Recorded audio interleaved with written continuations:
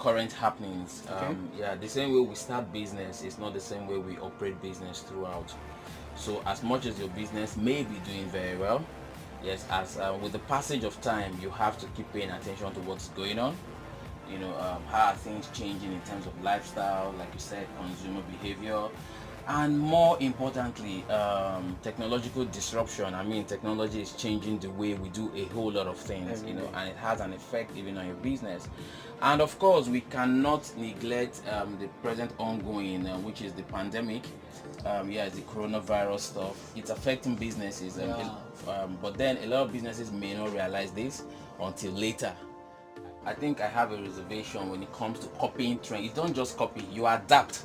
Okay. So Right? what was the difference? The difference is when you copy, it's like a frenzy. This is what's happening. This is what everybody's doing. So you just want to copy. Isn't it also some kind of a balancing act in a way? Yeah. So some people do it so that the consumers feel weight distribution. Otherwise, your vessel collapses. True. Right? Exactly. So the point is, you adapt the trends that are applicable to your business, the trends that would help you to improve your business one way or the other. You don't just copy. There has to be a reason for anything that you're copying. Okay, sometimes. Once you begin to have up to 20% of your customers asking you for, don't you have a WhatsApp line? I think, let's say you do food business. I love to use food businesses for example. You love food. You know the reason why. Okay. So somebody says that it's lunchtime and they would like to just drop their order via WhatsApp while they're still working. They don't need to make phone calls from the office to disturb. Nobody needs to know what they even want to eat. So somebody wants to eat fufu and okra soup. His colleague doesn't need to know. He just drops it to you. Food to eat in the office.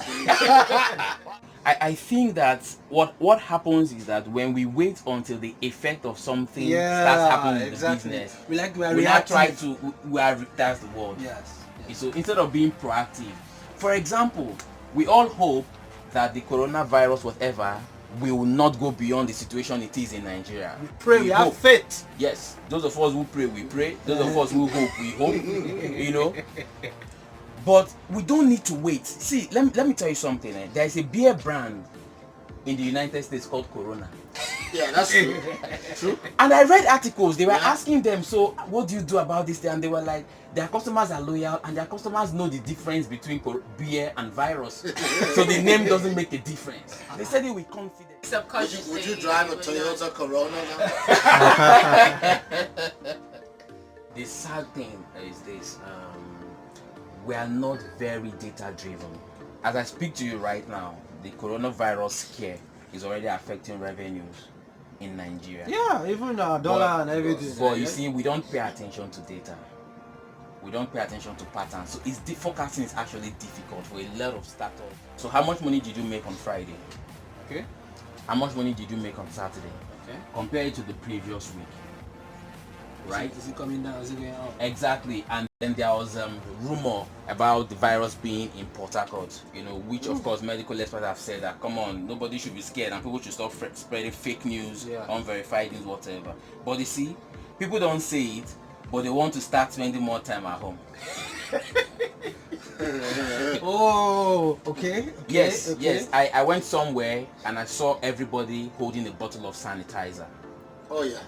The price tripled by the way. Yes. And people don't come out and say, oh, I'm scared, I'm not going out anymore. But subconsciously it's building up. Okay, so as they do that now, then there's less spending at night for yes. On my way down here now, somebody's asking on the WhatsApp group that I belong to, that is it possible for Nigerian churches to stop holding services for this period of time? So for that question to even come up, the fact that they spray something on your hands before you enter, that's not enough. And there's no data that is useless. So first, that's where focus starts from. What has it been?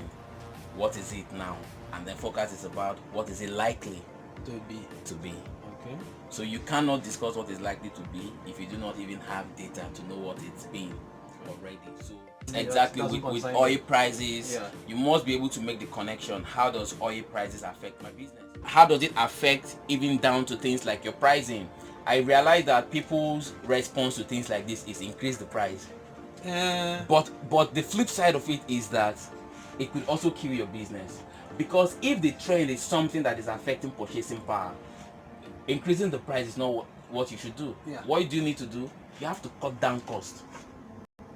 Okay. So when the big organizations downsize, we feel bad, like why would they sack people? They know what they're doing. They're just cutting costs. You cut costs, you look for ways to cut costs.